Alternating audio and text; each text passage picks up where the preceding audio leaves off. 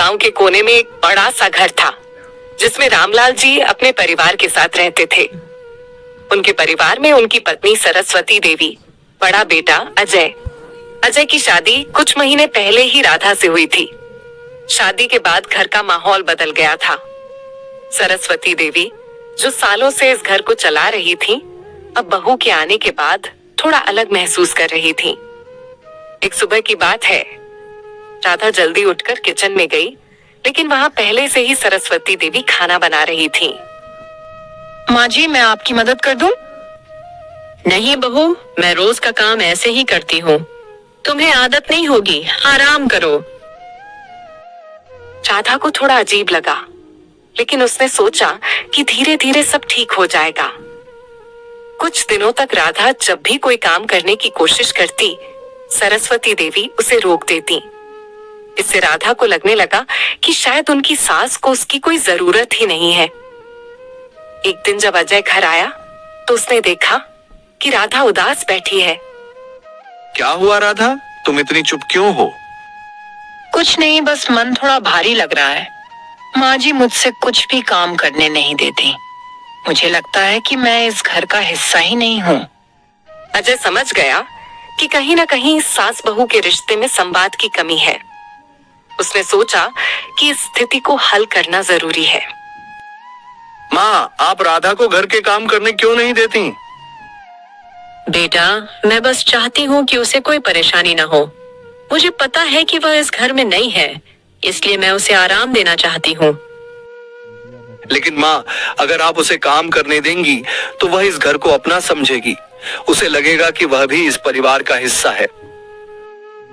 सरस्वती देवी को एहसास हुआ कि कहीं ना कहीं उन्होंने गलती की है।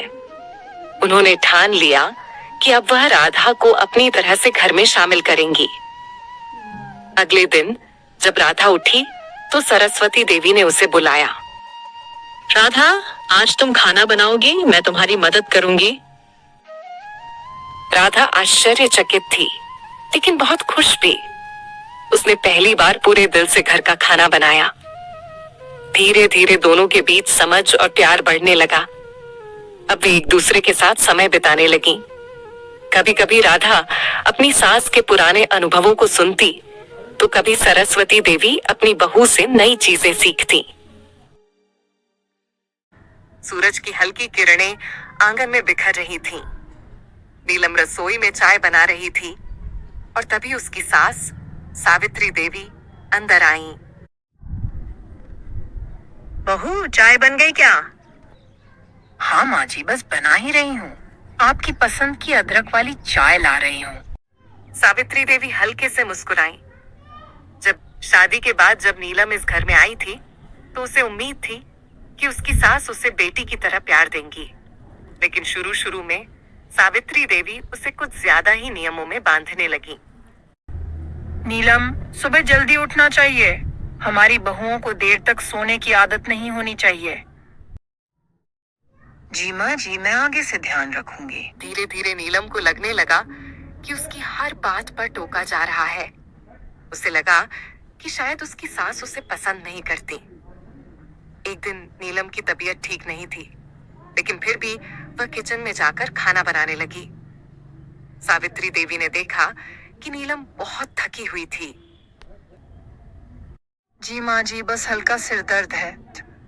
जब तबीयत ठीक नहीं होती तो आराम करना चाहिए। तुम जाओ, मैं खाना बना दूंगी। नीलम यह देखकर हैरान रह गई। उसे पहली बार अपनी सास में एक माँ की झलक दिखी। धीरे धीरे नीलम और सावित्री देवी के रिश्ते में मिठास आने लगी। अब दोनों साथ बैठकर बातें करती, कभी कभी टीवी देखती और एक दूसरे की भावनाओं को समझने लगी। एक दिन नीलम अपने मायके जाने की तैयारी कर रही थी। माँ जी, मैं 2 दिन के लिए मायके जा रही हूँ। अच्छा, लेकिन जल्दी आ जाना, तुम्हारे बिना घर सूना सूना लगेगा। नीलम को यह सुनकर अच्छा लगा। उसे एहसास हुआ कि उसकी सास सच में उससे लगाव महसूस करने लगी है। एक दिन सावित्री देवी सीढ़ियों से गिर गईं और उनके पैर में मोच आ गई। जब डॉक्टर ने कहा कि उन्हें कुछ दिनों तक चलने में दिक्कत होगी, तो नीलम ने घर की सारी जिम्मेदारी अपने ऊपर ले ली। बहू, तुम इतना मत करो, थक जाओगी। माँ जी, आप भी तो हमेशा हमारे लिए करती हैं। अब मेरी बारी है।